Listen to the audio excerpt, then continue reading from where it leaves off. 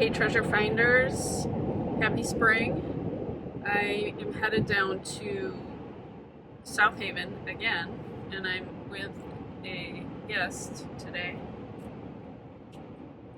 Say hello, guest. Hello, guest. My husband Ryan is with me today. He is my partner in crime, my partner in life, and my drone pilot. So that's why he's all I'm good for. Yeah, it's all he's good for. I call him my Sherpa too, and my wallet. There's all kinds of names for him. But we have some exciting news for the channel. It's probably not very exciting for you, but it's exciting for the channel. And I'm gonna get Ryan in here just a little bit. He is driving, so he's not gonna really be, he's looking at the road, not at the camera. When we first started traveling for full-time RVing back in 2020, we started 2 YouTube channels. This is one of them, Traveling Treasure Finder. We also started another one called Good Life Highway. And we decided at that time that we would either keep them both going, or if one of them grew organically better than the other one, we would get rid of the one and keep the other. Well, Traveling Treasure Finder has grown better, and since it's kind of my thing, I actually, put more time into it. I'm sorry that I'm going all over here with the camera. I'm trying out a new toy today, an Osmo Action. Hold on, I gotta stop it. It's like, but what I was saying is that we had both of these channels, and we've decided to keep Traveling Treasure Finder going. And when we left for full-time RV travel, we bought a small drone. It's also a DJI product. It's their mini drone, and we didn't really know this at the time, but if you put any drone footage on your YouTube channel, if you are monetized, you have to have a license from the FAA. So Ryan, what kind of a license did you have to get? I had to get a commercial drone license. It's 107. It's for unmanned. For unmanned. I went through the Pilot Institute. Greg at the Pilot Institute has done a great job with the course. It's taken me about a month now. I work full time, so it's not been totally dedicated to the exam, but I've gotten through it. I'm now in the practice exam phase, and likely next week I'll schedule my exam and get that taken care of. When we first started using the drone, neither channel was monetized, so it didn't really matter. But now Traveling Treasure Finder is monetized, just barely monetized. And so we don't want to be breaking any FAA rules. So if you do have a YouTube channel, or if you're thinking about getting one and you're using drone footage and your channel's monetized, it is something that you need to consider. Well, it's something you legally have to do, right, to get this license. Otherwise, $100,000 fine? It can be a $100,000 fine. So that wasn't worth it to us. And it's really fun for us to be able to use the drone footage with the filming that we do on the beaches and whatnot. So by the time you see this video, because this video won't be out for a little bit, he will be a fully licensed FAA drone pilot. So that's pretty exciting for the channel and for us. Not, like I said, it will just enhance some of the footage. You can get a better idea of the places that we're in. So we're headed down to South Haven. I was there back in the fall. If you remember my video with my friend Marty, if you haven't seen that one, I'll link it here. And then I went again in February, and now it's April. When I went in February, these beaches were completely frozen. It was beautiful, but the beaches were really frozen. It was hard to do much rock picking, though I did manage to. So we're gonna hit a couple of beaches here this morning, and then per our usual thing, we love to go exploring, and we love to visit local wineries and breweries and such. So we're going to hit the Lakeshore Wine Trail in southwest Michigan. We're going to hit a couple of wineries. I'm not sure if the wineries that we're going to are actually on the Lakeshore Wine Trail. They're just in this location. It's really nice to get out. It's cold still. It's only 36 right now. Right. It's still supposed to get to balmy 50. 50 today. 50 is going to feel amazing. what we can find and we'll take you along, and hopefully you'll see some awesome drone footage from my legal drone pilot here. So stay tuned. So I'm at Pilgrim Haven. Again, I was here back in February. It was much snowier. There, I couldn't even get close to the water. So I'm excited to be here again where I can actually get up to the water line. And Ryan is going to hopefully fly the drone. He's checking the app right now to see if this is a fly zone. There's a nice open area right here that he can launch from. Yeah, I'm excited to see this beach now that it's not frozen anymore. So let's go see what we can find. I'm going to record this quick before I get down there. This beach has so many rocks. It's so cool. Just, there's more sand, there's more rocks than sand here. Really, really fun beach.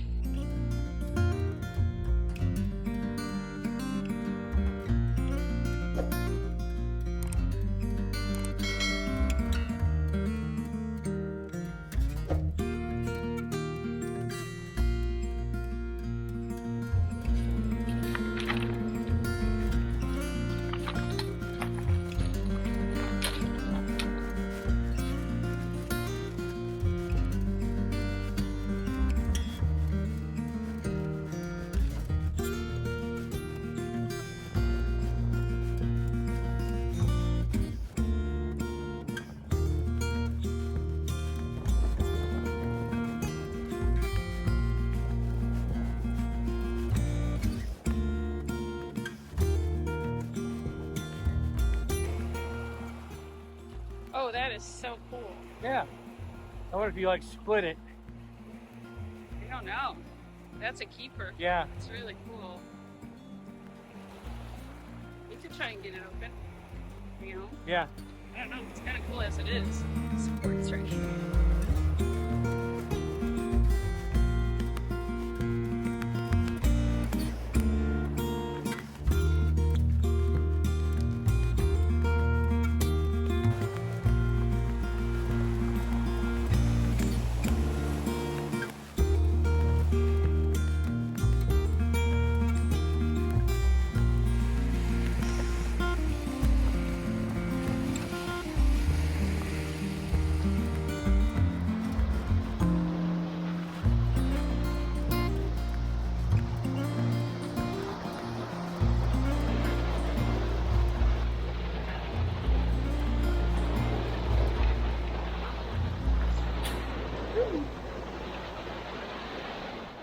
Years ago, you wouldn't have seen this at all on the beach.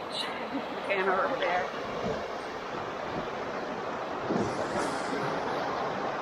Rock picking has become extremely popular thanks to folks like me.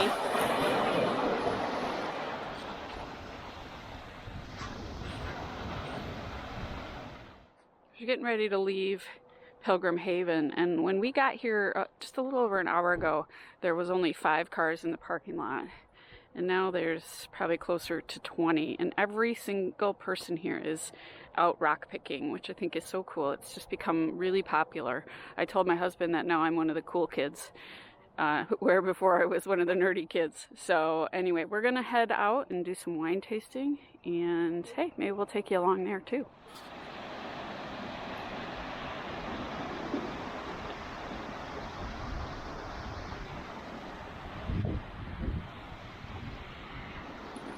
Just found this on the rack here. Nice piece of ceramic. I like it.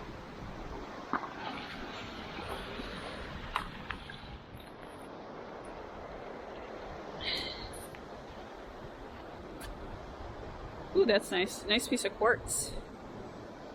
Cool. Throw it in the basket. Ooh, hubby found a good piece. Ooh, it's got some... Oh, it's the insulation. Yeah. There's safety glass. Cool. Good job. Good one. This beach has really changed since I was here in February. I'll put up similar footage. All this has been washed in from the wave action. None of this was here when I was here before. It was really sandy, and then there was all kinds of snowpack out this way. But I'm gonna check up. I love to pick through this kind of stuff up here, as you may know. Lots of driftwood. And I might cross the creek, go over there. But this kind of stuff is where I find beach toys and things like that. I was going to bring my metal detector today, but it's just a little bit too cold yet. There's a couple of septarians down here. This one's almost heart-shaped. This one's frozen. Yeah. It's frozen. Oh, good ones. Yeah. That wasn't it. Look at, so this is a septarian. Oh, wow. See how they're, and then there's one right here, which I'm trying to get out. It's frozen. Oh. Yep, Ryan found some glass. Sure. Nice. Okay. There's a little brown one. Ooh, little babies. Yeah.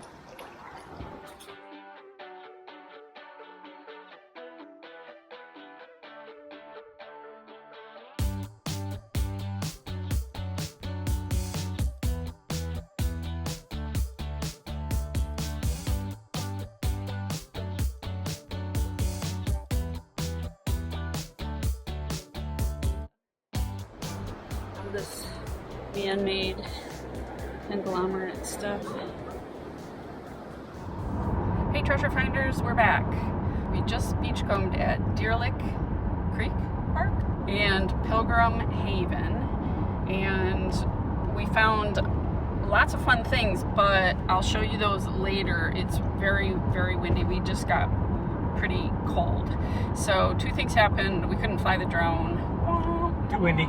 Too windy to fly the drone, and I was going to use this gimbal that I'm using right now down there, but I just realized that I don't know how to use this piece of equipment plus my digging scoop plus my rock bag, so it was too much. But this is great to use for just this application. Sitting here in the car, and we're headed to two wineries, one called Cogdal and then another one called Modales,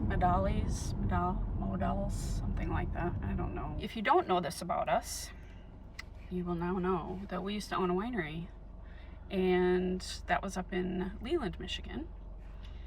And so, gosh, we love to go wine tasting, and it seems like a good day to do it. It is. So we'll see what the Southern Michigan wineries, if you are poo-pooing having wine in Michigan, I advise you to give it a try. Michigan wines are world renowned, and we have some of the best winemakers in the country and the best growing regions. So get out there and taste some Michigan wine, and we'll show you two places today. So which ones did you do? Oh, you did the dry riz and then vodka. We did those too. Did we pick the? Wouldn't it be funny if we picked almost all the same ones? We did actually pick the top four are the same. Yeah. Funny. Funny.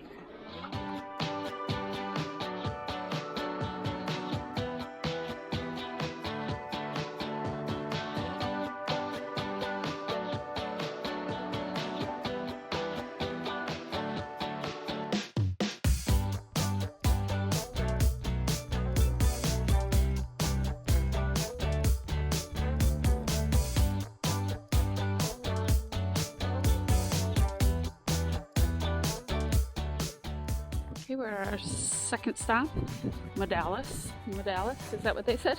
Modales Winery. Very modern, hip and cool place.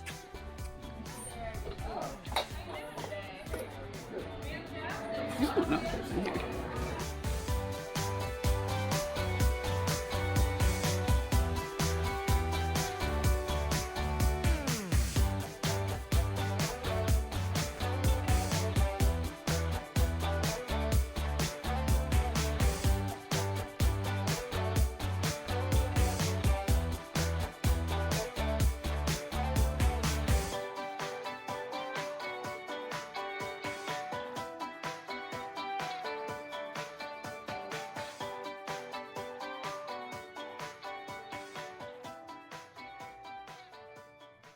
Hey treasure finders, I wanted to show you really quick the finds from our adventures down in South Haven. I have the finds in this bin with some water in it because I just wanted you to see what they look like with water. Other than the glass and stuff, I have this because of my shaky hands, but lots of tile and ceramic, a few pieces of beach glass, found this cool piece of safety glass, or like finding that.